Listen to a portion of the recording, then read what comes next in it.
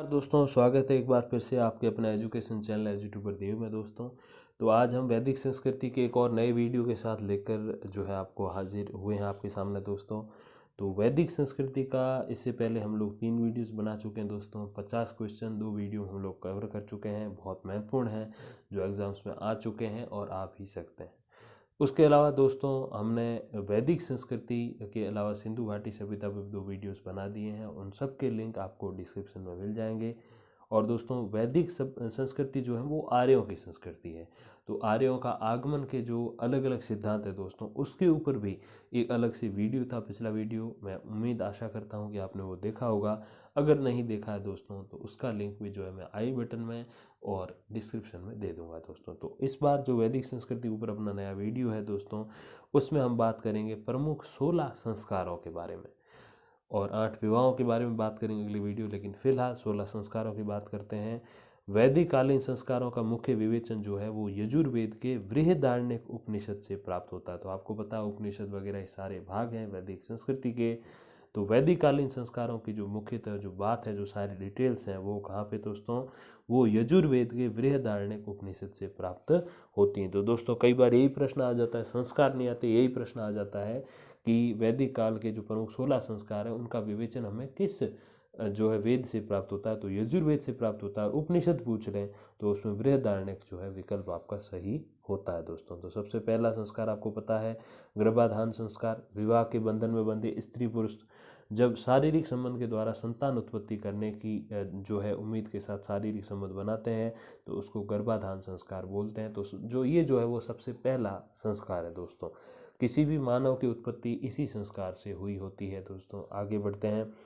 पुंसवन संस्कार है दोस्तों दूसरा। पुत्र प्राप्ति की इच्छा हेतु गर्भ धारण के पश्चात तीसरे, चौथे और 8वें महीने में जो संस्कार किया जाता है दोस्तों, उसको पुंसवन संस्कार बोलते हैं।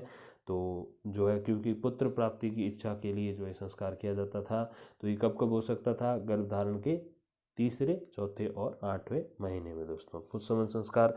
तीसरा संस्कार है दोस्तों सीमांतोन्नयन संस्कार। गर्भ की रक्षा के उद्देश्य से चौथे और 5वें मास में शिशु जन्म पूर्व किया जाने वाला जो अंतिम संस्कार होता है, वो सीमांतोन्नयन संस्कार कहलाता है दोस्तों। तो गर्भ की रक्षा करे भगवान, ऐसे करके जो है, ऐसी उम्मीद के साथ जो है गर्भ धारण के चौथे और 5वें महीने में ये संस्कार किया जाता है दोस्तों। आगे बढ़ते हैं। जात कर्म संस्कार दोस्तों, शिशु के पिता द्वारा। देखो अब दोस्तों, ये 3 संस्कार जो हो गए, सीमांतोन्नयन, पुंसवन और गर्भ धारण संस्कार दोस्तों। तो ये तीनों जो संस्कार हैं वो किसी भी बच्चे के जन्म से पहले, जिसके लिए हम संस्कारों की बात कर रहे हैं, इंसान, उनके जन्म से पूर्व 3 संस्कार किए जाते हैं। बाकी जो संस्कार रह गए पीछे, वो सारे जन्म के पश्चात किए जाते हैं। तो दोस्तों, जन्म के पश्चात पहला संस्कार कौन सा हो गया? यूँ तो चौथा संस्कार, पुंसवन, सीमांतोन्नयन और गर्भधारण, ठीक है। तो यूँ तो चौथा संस्कार है जात कर्म, लेकिन जन्म के पश्चात पहला संस्कार दोस्तों जो वो जात कर्म संस्कार है। शिशु के पिता द्वारा नवजात को घृत यानी कि घी, मधु चटाते हुए जन्म उपरांत किया जाने वाला ये पहला संस्कार है। तो जात कर्म संस्कार जन्म के बाद किया जाने वाला पहला संस्कार, जो कि नवजात को घी अथवा मधु चटाने के बाद किया जाता है, जिसको जन्म घुट्टी भी आप कह सकते हो। तो ये जन्म घुट्टी वाला संस्कार कह दो, जात कर्म कह दो, एक ही बात है। आगे बढ़ते हैं दोस्तों। नामकरण संस्कार, नवजात के नाम हेतु किया जाने वाला संस्कार दोस्तों। नामकरण में आपको पता है, ग्रामीण क्षेत्रों में कहते हैं सूरज पूजाना जिसको बोलते हैं, जिसमें बच्चे को जो है अपने, आई थिंक अगर मैं गलत नहीं हूँ तो 12 दिन बाद बच्चे को जो है बाहर निकाला जाता है, अपने जो भी उसका रूम होता है जहाँ उसकी डिलीवरी जन्म हुआ होता है, वहाँ से बाहर निकाल के उसको सूरज देवता के जो है दर्शन कराए जाते हैं। हालांकि वेदों में ये थोड़ी सी अलग चीज़ लिखी हुई, आप आगे देखिएगा ज़रा। तो ये है निष्क्रमण संस्कार। तो नामकरण देखो, ओरिजिनल जब अपने गांव देहात के भी अगर हम देखते हैं तो बच्चे का नाम कब रखा जाता है? निष्क्रमण के बाद, तो 12वें दिवस के बाद, ठीक है। 12वें दिवस के बाद उसको बाहर निकालते हैं, सूरज पूजा कराते हैं, माँ बेटा दोनों को जो है, माँ बेटा या बेटी समझ लीजिए आप, तो उनको दोनों को सूरज दिखाते हैं, फिर उनका जो है नामकरण होता है। लेकिन यहाँ नामकरण अलग संस्कार है पहले, फिर जो है निष्क्रमण संस्कार, यानी कि 12वें दिन बाद बाहर निकालना, तो जिसमें शिशु को जन्म पश्चात पहली बार घर से बाहर ले जाया जाता है। तो दोस्तों, यहाँ निष्क्रमण अलग हो गया, बाद में है। तो उसमें क्या होता है दोस्तों, जो ओरिजिनल लाइफ में अपने गांव देहात में जैसे मैंने आपको कहा, तो वहाँ क्या होता है कि पहले निष्क्रमण होता है, फिर नामकरण होता है दोस्तों। फिर आगे बढ़ते हैं। 7वां संस्कार है अन्नप्राशन संस्कार। शिशु द्वारा 6 मास की उम्र पूर्ण करने पर किया जाने वाले इस संस्कार में शिशु को पहली बार अन्न खिलाया जाता है दोस्तों। आगे बढ़ते हैं। चूड़ा कर्म संस्कार। इस संस्कार में शिशु की लंबी उम्र और उत्तम स्वास्थ्य की कामना हेतु मुंडन किया जाता है, जिसे चौल भी कहते हैं। पुराने समय के कई हम जैसे टीवी शोज भी अगर हम देखते हैं, धारावाहिक वगैरह, तो उसमें भी ये सेम चीज़ बताते हैं कि ये चूड़ा कर्म संस्कार होता है। उसके बाद वो जो है अपने गुरु के वहाँ जाके वो जो है शिक्षा प्राप्त करते हैं। जो अभी हॉस्टल हो गया तो ठीक वैसी चीज़ें हैं। तो वो चूड़ा कर्म संस्कार। फिर है दोस्तों कर्ण वेद संस्कार। विभिन्न रोगों से बचने और आभूषण धारण करने तो कर्ण वेदन किए जाते हैं, जिसको कानों में छिद्र करवाना भी बोलते हैं। तो वो करवाते हैं जिससे आभूषण भी पहने जा सके और रोगों से भी जो है उनकी जो है बचाव हो पाए दोस्तों। फिर है दोस्तों विद्यारंभ संस्कार। तो जैसे ये दोस्तों चीज़ें सेम ही हैं, थोड़ा अलग लिख रखा है। जैसे ये जो चूड़ा कर्म संस्कार जो होता है उसके बाद ही जो सीधा विद्यारंभ होती है, लेकिन एक और संस्कार इसके बीच में आ गया, वो है कर्ण वेद संस्कार दोस्तों। जन्म के जन्म के 5वें वर्ष में किया जाने वाला ये संस्कार है विद्यारंभ संस्कार, जिसमें अध्ययन आरंभ किया जाता है। जो पढ़ाई जो है दोस्तों वो इसमें शुरू की जाती है। अब हम कई बार ये भी सोचते हैं दोस्तों कि अपने बच्चे जो है 5 साल के होने पर ही स्कूल क्यों भेजते हैं। हालांकि अब तो 3 साल के भी भेजते हैं, 4 के भेजते हैं। सरकार कह रही 6 साल के होने पे भेजो। छोटे छोटे बच्चों के अलग जो है किडजी वगैरह करके स्कूलें भी होती हैं, जिसमें वो खेलते हैं, थोड़ा बहुत आना जाना सीखते हैं दोस्तों। तो वो तो होती है, लेकिन आमतौर पे विद्यारंभ जो होती है वो दोस्तों होती है 5 साल की उम्र में। ठीक है दोस्तों, जब 5 साल की उम्र में विद्यारंभ की जाती है तो वो हम कहाँ से सीखें, तो हम वैदिक सभ्यता से ये सारी चीज़ें सीखें दोस्तों। आगे बढ़ते हैं। 11वां संस्कार दोस्तों जो है वो उपनयन संस्कार। यज्ञोपवीत धारण करवा कर ब्रह्मचर्य आश्रम में प्रवेश होता है। अब यज्ञोपवीत जो है यज्ञ से पवित्र किया हुआ एक सूत्र बांधा जाता है, जिसमें जो है बालक अपना शुद्ध जीवन आचरण जो है निर्धारित करता है।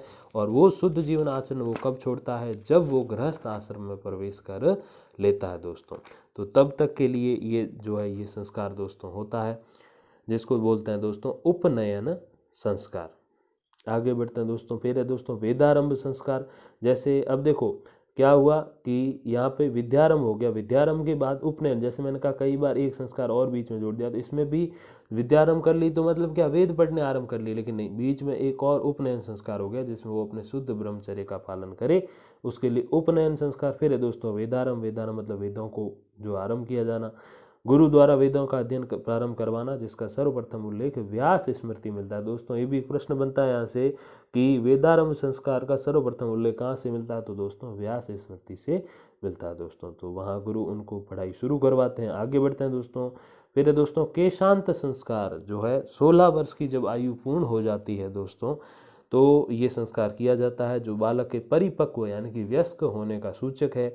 ये गोदान संस्कार भी कहलाता है। तो ये केशांत संस्कार है दोस्तों, केशों का अंत करना या फिर केशों को दान कर देना एक तरीके से, तो जो है ये केशांत संस्कार। फिर है दोस्तों समावर्तन संस्कार। विद्या की समाप्ति करना दोस्तों। देखिए जरा, विद्याध्ययन पूर्ण होने पर यानी कि विद्या का जब अध्ययन पूर्ण हो जाता है तब ये संस्कार किया जाता है, जिसमें गुरु को दक्षिणा देकर ब्रह्मचर्य आश्रम की समाप्ति की जाती है। हालांकि विद्या तो दोस्तों शिक्षा जो है ये तो पूरी जिंदगी चलती है, लेकिन तब एक जैसे हम स्कूल कॉलेज कैसे पूरा करते हैं, तो एक स्कूल पूरी करने की बात आप लगभग समझ लीजिए 16-17 साल की उम्र में स्कूल ही पूरा होगा, 12 + 5 या 6, तो 17-18 साल की उम्र में समावर्तन संस्कार। तो ये सारी चीज़ें हम जो है वेदों से सीखे हैं दोस्तों।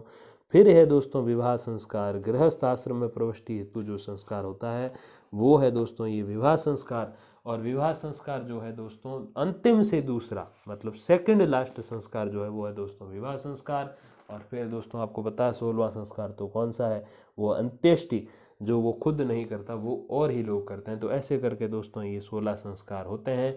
इस वीडियो को आप एक नहीं कम से कम 2 या 3 बार रिवाइज करेंगे तो ये सारे के सारे संस्कार आपको एज इट इज़ याद हो जाएंगे। और जैसे ही रीट में या किसी भी कॉलेज लेक्चरशिप या असिस्टेंट प्रोफेसर के जो एग्ज़ाम में ये क्वेश्चन आएगा तुरंत ही आप सही कर दोगे, तो ये आपको फ़र्क पड़ेगा दोस्तों। तो बहुत बहुत धन्यवाद, इस वीडियो को आपने समय दिया। Thank you very much for watching. नमस्कार।